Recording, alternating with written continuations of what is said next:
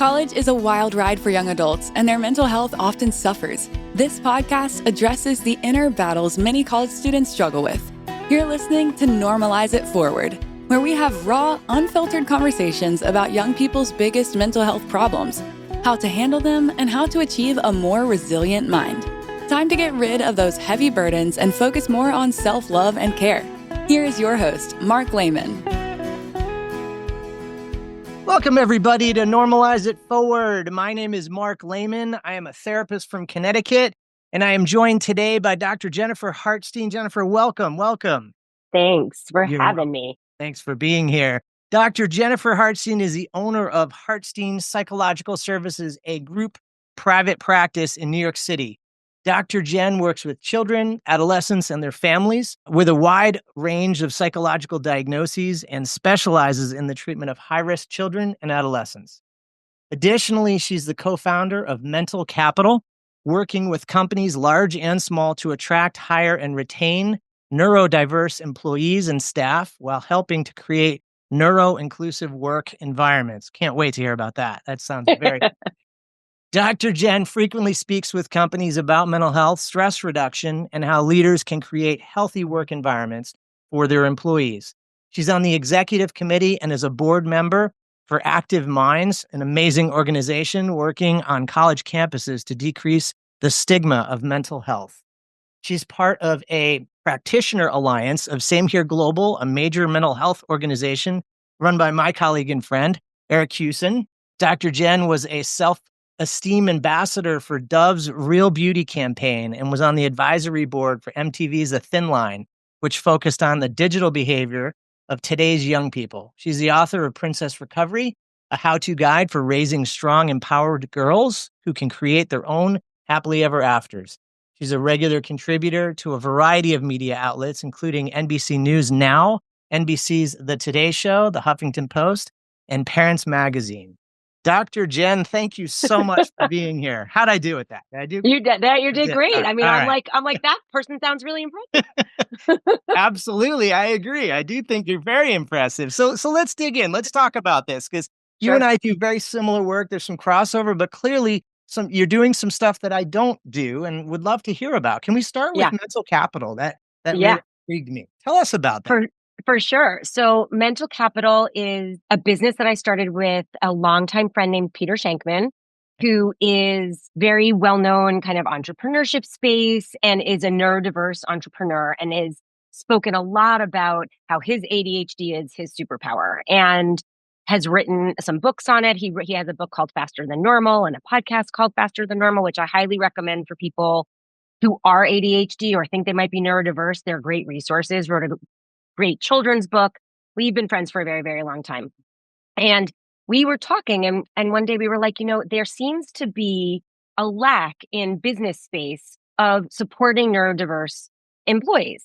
And he does keynotes about his own experience, but here I am a clinical person and can bring an element into companies saying, hey, here's kind of the clinical side and here's the lived experience side and this kind of beautiful synergy of how we can help you create neuro-inclusive environments. Because think about it this way, right? If we think about the fact that I live in Manhattan and every corner has a curb cutout. Well, the curb cutout started, right, as a way to help handicapped people get across sidewalks. Yeah. But so it started as a disability-focused intervention, but who does it help? It helps parents with strollers. It helps delivery people with carts. It helps groceries. It helps all the things. So what helps one helps the masses. So we're trying to really kind of go into businesses and say, hey, if you can make this change for your neurodiverse staff, it helps all your staff. And we also know, right, return of investment, happier employees make happier businesses, and so on and so forth. So that's really where it started. And that's where we're getting our traction. And if you look at the research, Mark, like when you think about college age and young adults, right, 53% of Gen Z is identifying as neurodiverse. All right. So like, that doesn't mean they all carry a specific diagnosis, but it doesn't matter. They're going into the workplace identifying as neurodiverse.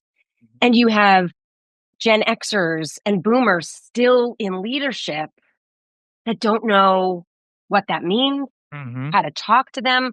They think they're lazy. They think they're not working hard enough. Whatever you want to see, there's all this judgment.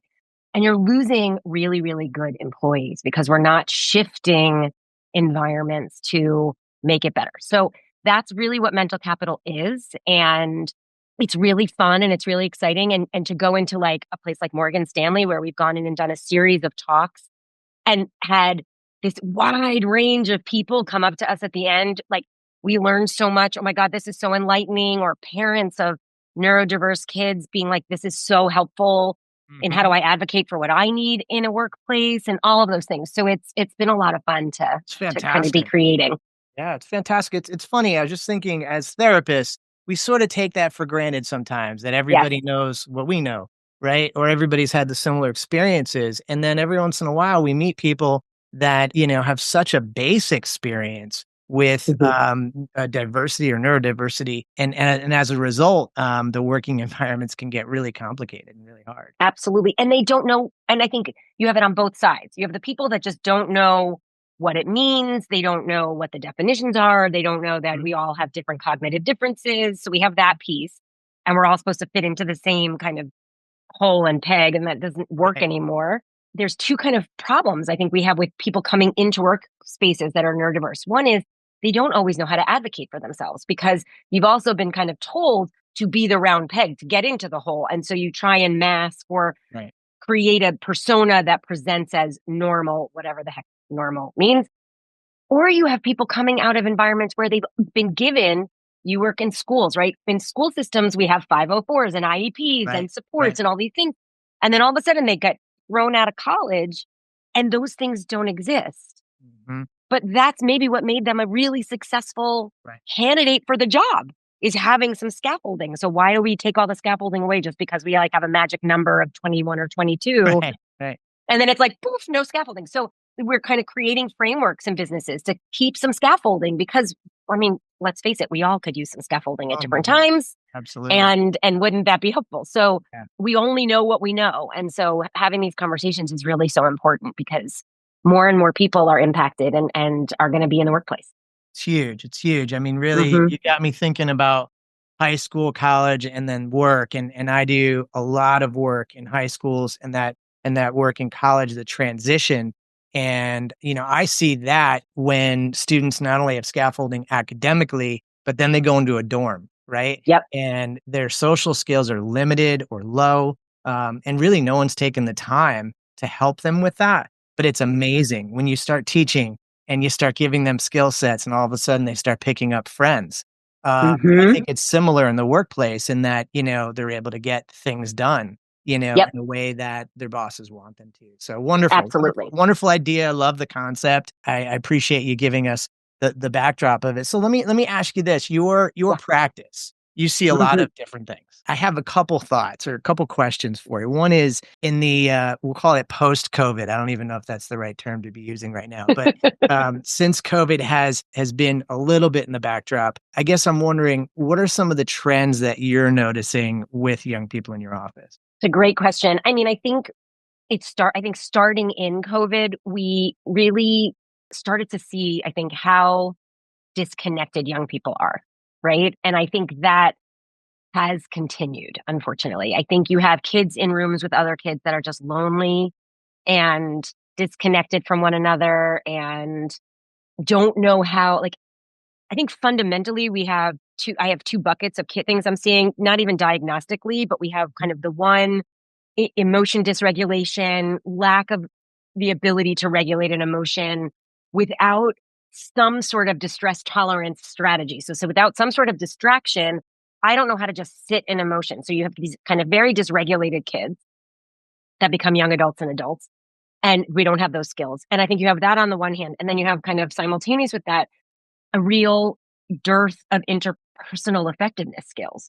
So they don't know how to say, hey, I'm really struggling, or, hey, I know you think I'm the star athlete and everything's great, but wow, am I miserable? In fact, I spoke to a parent today who's like, we just found out my son had 4 suicide attempts that failed. And he's like, we had no idea that this was going on for him. Top student, top school, star athlete, but so well masked that no one had any idea, and we hear those stories all the time, right? Oh, yeah.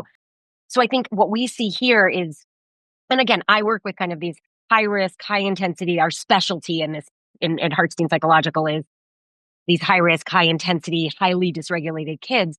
But even with our clients that don't fit that category, no one knows how to self-soothe. Like no one knows how to just be like, wow, this is a rough day. I'm going to lay on the couch and have a pity party for a few hours and cry or be upset or, whatever. And then I'm going to get up. We are so busy being like, I can't feel this. Get on my phone, get on a screen, do something. Yeah. And it's amplified, as we all know so much more now, by comparisons online and all of the things that we're kind of leaning into with social media. So those are the big buckets, I think, that my practice and like all my people, we would all probably agree are the big holes for young people right now.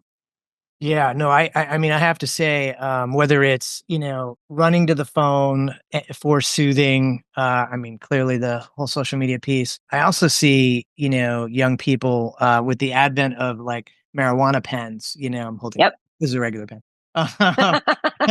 We are not promoting vaping that's on right, that's a right. podcast. I was just mentioning how, Yep. mobile it is, we'll say. With the advent of that, I've noticed, when I say to kids sometimes, how often are you using marijuana? And they can't answer because it's like 15 to 20 times a day that they're just taking a puff off of their pen, which, reminds me a lot of a child with a, with a pacifier. Yeah, absolutely. And it's a vape. I think it doesn't even have to be a marijuana vape. Yeah. I think it can be any vape. Anything. They do such a good job of hiding it in their hand or hiding it in a sleeve. And all of a sudden it's like, wait, did you just, what? Like, I'm always amazed when I'm like, anywhere, I mean, like, and there's kind of this lack of responsibility of like, oh, maybe, sitting in the doctor's office is not a place I should be vaping, like, I don't know. Or, I had a client in the hospital and she's like, I snuck my vape in. I'm like, what? Like, and it wasn't marijuana, it was nicotine, but still like, so there is this dependence, kind of thing. And, and then listen, I think that the third thing we don't always like to talk about is we have very well-intended adults in the lives of young people who overfunction for young people. And that makes that interpersonal effectiveness and emotion dysregulation bucket that much harder to fill because someone is always navigating the world for you. Yeah. And all of that over accommodation doesn't allow anybody to learn they're actually capable. Well, it's funny you should say that. I remember just recently a student of mine getting turned down by a college, 17-year-old. And it occurred to me as she was sobbing about this, that this might be like the first time she's felt disappointment of this level in her entire life. Yeah. At 17, right? So I think that as adults, it becomes kind of our job to let kids tolerate some of these things. And let's face it, as parents, I think we're constantly in the middle there of, I don't want my child too anxious or depressed versus, I do need to let my child kind of deal with stuff, right? Well, failure's a gift, right? I mean, Jess Leahy wrote one of my favorite books that I recommend to parents all the time called The Gift of Failure, right? And it's really all about the place we learn is where we fail, right? I mean, kids learn how to walk because they walk and they fall down. That's right. We don't pick them up all the time. They never learn how to walk. So why do we all of a sudden think we can't let our young people fail? I mean, I think that's where we learn the most. So Jess's book is just like so spot on in having that conversation. So I think that there's that. And I think that what we ultimately are doing when we're trying to protect our kids from feeling anxious, feeling sad, failing, is we're inadvertently teaching them that they're actually incapable of handling it. Right. So we're actually making them more anxious. Right. It's a good point. Yeah. Right. And so we don't realize that because it also requires parents to navigate their own emotions, right? And be like, okay, I can tolerate my kid being anxious. I can tolerate my child sobbing out of disappointment and having to just sit there and validate and not tell them I can fix it. Right. And then to come back that's really from hard. That, right? So the resilient piece of like being able to come back from that is so important to their self-worth. Yeah, you hit the nail on the head. I mean, I see a little bit of all of that. And look, I mean, as parents, it's a challenge. It is a huge challenge. I think with things like vape pens and things like phones and stuff around kids that sort of work against us as parents, right? Yes. And even therapists. So I think it puts us in a position. You mentioned, it increases anxiety. So a lot of our work is helping kids tolerate anxiety, right? And that's so hard. Like I had a meeting yesterday with a teenager, and we were talking about something she was anxious about, but she had something else that like she remembered she was anxious about over here. And that was like a little bit more, she wants an answer on something that she can't get an answer on. And she's so frustrated. But I'm like, okay, but you're going to do this thing. We got to come up with some strategies. And it was like, but I have to focus on this side and you have to give me an answer. And when I wouldn't give her an answer, it just like she got more and more escalated. And I was like, all right, hold on. Mhm. I will hold this space for you to be upset. I can handle it. You can be as frustrated with me as you want. Like, I don't care. Mhm. But we still have to finish this conversation. So Mhm. how can you be okay waiting? And like, I think that was like this beautiful kind of microcosm of what happens with so many kids we see. All the time. All the time. Yeah, all the time. Right. What do you mean I have to wait? Like, give me an answer now. Right. There is, we are an immediate gratification society. I want it. I order it. I get it tomorrow. Like the end, Right. there's no waiting. Sound like me, Jen. I say that all the time. Amazon wasn't good enough, so we made Amazon Prime because we need it faster, right? But what's interesting is like one huge thing in a young person's world that they can't speed up is school, right? Correct. School is anything but fast. And many kids have to wait for grades. They have to wait for, college entrance stuff and everything you have to wait for. And they're just not used to that. Maybe that leads me to my next question. I guess I'm wondering about this. So anxiety and depression are obviously way up. You and I see it all the time in our offices. I guess I'm wondering, when you think about what are some of the things that prompt that? Why are they up so much? What comes to mind? It's a really good question, and when you look at the numbers are staggering. I mean, right? If we just think basic research numbers, right? Like suicide is the second leading cause of death for 10 to 25-year-olds.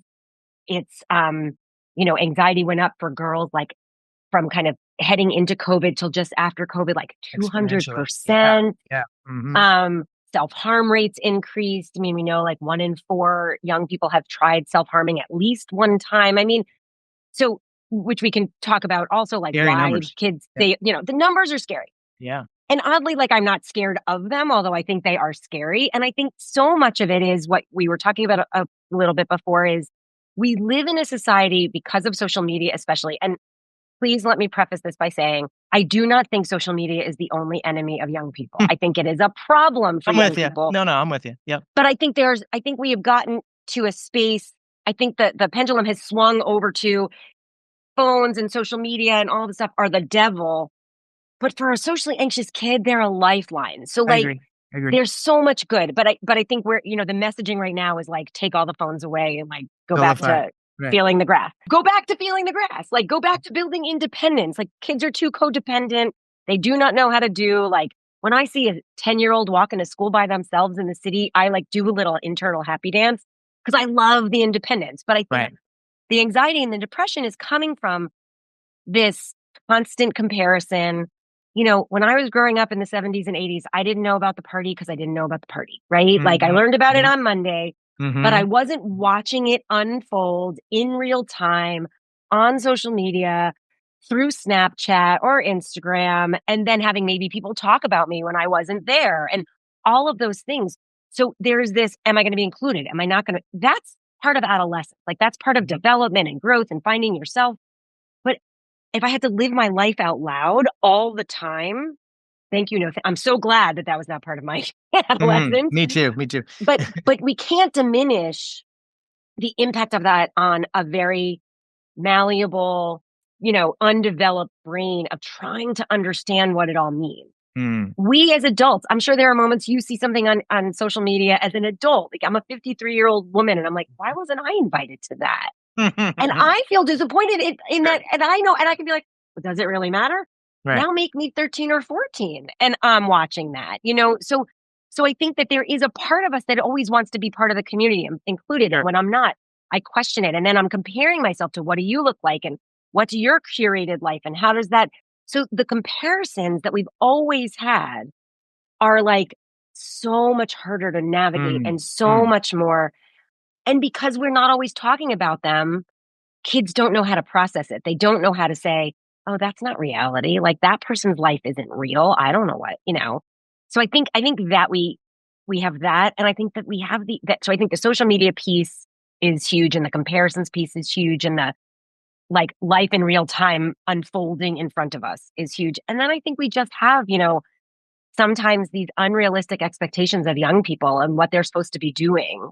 And the way the world is, they are climate afraid, right? We have not prepared a world for them that's great, and they know it and they're afraid of it. And we are getting messaging that if you belong to a certain marginalized group, you're not good enough. So if you're part of a trans community, you're not allowed to be who you are. And how does that impact, this young group of people who believe in gender fluidity and, kind of sexual fluidity? But nope, don't do that. So everything about them that they're supposed to be questioning is being questioned by the larger thing. Right. And I think that there's just like no reprieve. Constantly. I see that all the time. And it's you made me think too. I mean, I'm on social media a lot for my businesses and, my half of my audience is students, half of them are parents. And the things that I see students, in particular, young ladies doing online in terms of comparison is disturbing. And, I was looking up the book you wrote and thought, okay, got to ask Jen about this. You're talking. I'm just all over the place. Well, that's okay. No, you're not. You're touching on some very amazing things. I guess I ask, Jen, you're talking to an audience of young people right now. And I want to know from your perspective, if you're talking directly to a young lady, let's say, teenager, what advice do you give them around empowerment? It's a really important question because, we know, I don't know if you saw that like amazing Dove commercial during the Super Bowl. Oh, yes. This like delightful 3-year-old and she's running and she's like, her legs like bring her places and are so empowering. And then it's like, and then you get, but at 14, they're going to be the thing she hates the most. Right. And that we get that this is why girls drop out of sports. And I like, teary eyed in the commercial because I loved it. And what's so disheartening to me is I wrote my book 12 years ago and we could have the exact same conversation with a few tweaks about what I talk about in my book, because this is what happens with girls, and it has happened forever. And it's hormonal and it's societal and it's developmental. There's so many variables. What I really say to young people, and I see a lot of girls in my office where we have these conversations, is what's the thing you love, right? Like what's the thing that kind of internally and externally. So internally, what's the thing about yourself that makes you you? And you have to identify that, not what, and most people go, well, my friends will say, or my parent. No, I don't want to know any of that. Right. You, what's you? Right. And how do we water that seed? Right. Because, well, I'm really funny. Cool. Right. How do we use that as your superpower? Right. Or I'm a great juggler. Awesome. How do we use that as your superpower? But like really slowing down and having some internal exploration of like, what's that thing, that light that I will not let anybody snuff out, right? That I will like protect at all costs. And then what's the external thing that I love? You love Dungeons and Dragons? Cool.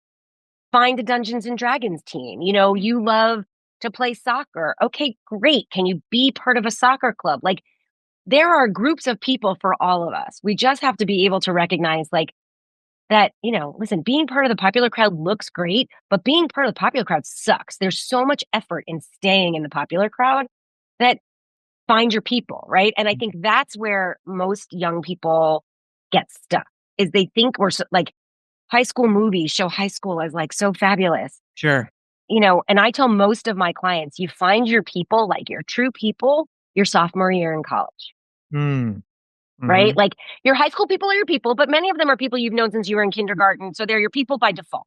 You go to college, it's sometimes the first time you've had to actually make friends outside of the forced friendships from childhood.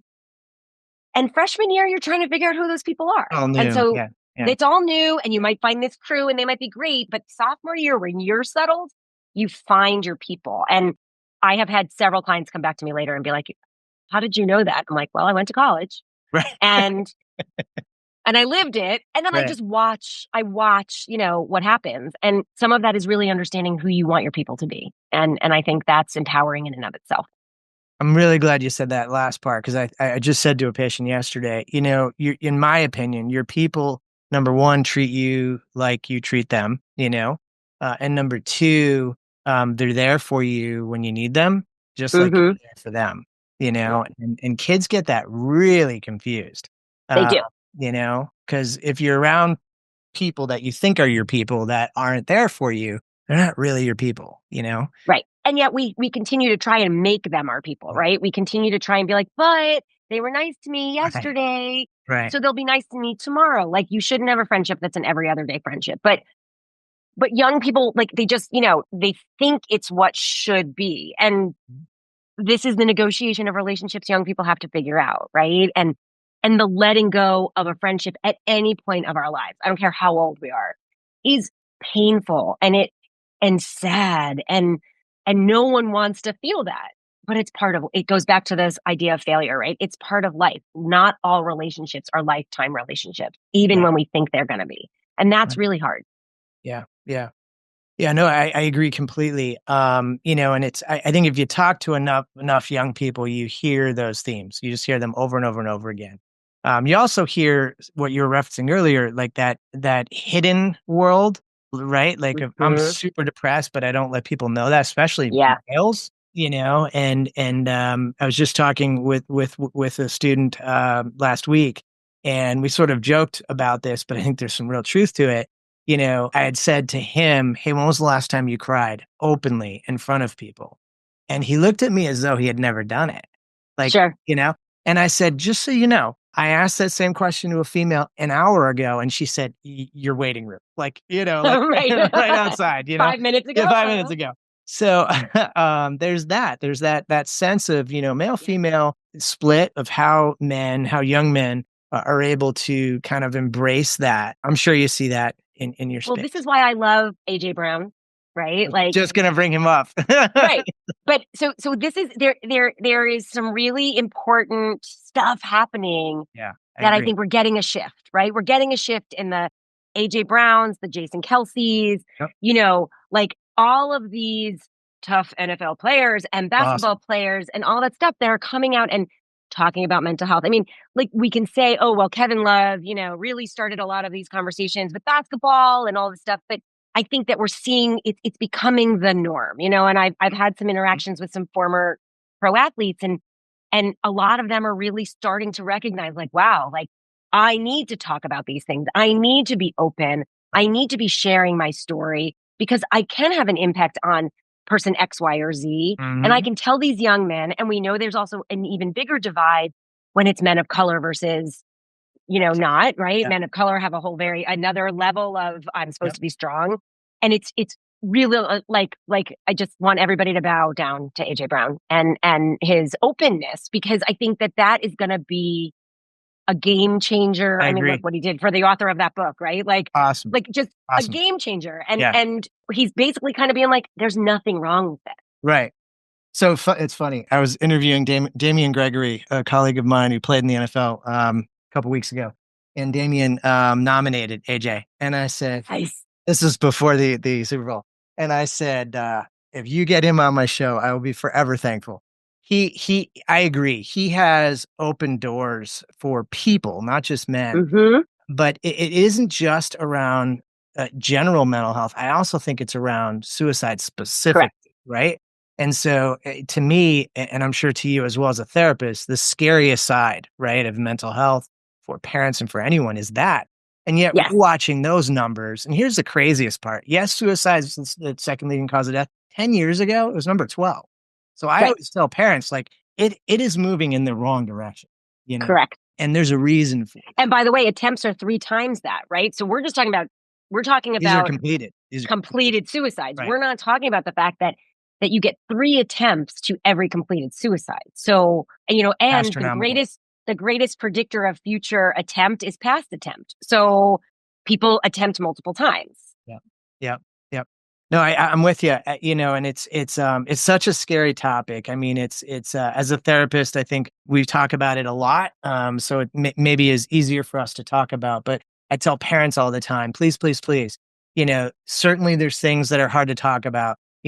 Sex, puberty. I get all that. But this is one of those topics that nobody is immune to. One of the greatest things that I hear Eric say all the time from Same Here is 5 and 5. We are all susceptible, right? Yep. And I really believe that. I believe that, in all the wrong circumstances, these things come out, right? Correct. And so just when you think that guy or that young lady, they're fine, they're not. Ask them, they're not. Right. You know? And I think one of the things that I also appreciate about Eric's messaging, right, is that mental health and physical health are equally important. Absolutely. Absolutely. And we go for yearly physicals. We don't hesitate. I didn't feel well last week. I didn't hesitate to walk into the doctor, and it's very funny, as a therapist, it's not like I say to my clients, so when I go to therapy, right? And I had a client say to me, I don't know anything about you. And I was like, okay, what do you want to know? Yeah. I'll answer, within reason, I'll answer you. Yep. And she was like, well, do you go to therapy? Mm-hmm. Mm-hmm. Well, first she said, do you have a mental illness? And I said, I don't actually think of things that way. I said, she goes, well, do you have issues? And I was like, doesn't everybody, right? Hello. And she kept poking the bear. And I finally was like, what do you want to know? Do you want to know if I go to therapy? And she said, yes. I said, yeah, I go to therapy. And she was kind of shocked. Shocked I answered her, but I think also shocked that I go, why not? I got to practice what I preach. If I'm telling you to go to therapy, I'm going to go to therapy. Sure. Absolutely. Yeah. Yeah. And I think that surprises people. We always joke, who's the therapist to the therapist to the therapist? At what point does the thread end? But mental health and physical health, we know they play off each other, and we know that they're of equal importance. And if we're not paying attention to that, we're really missing the mark.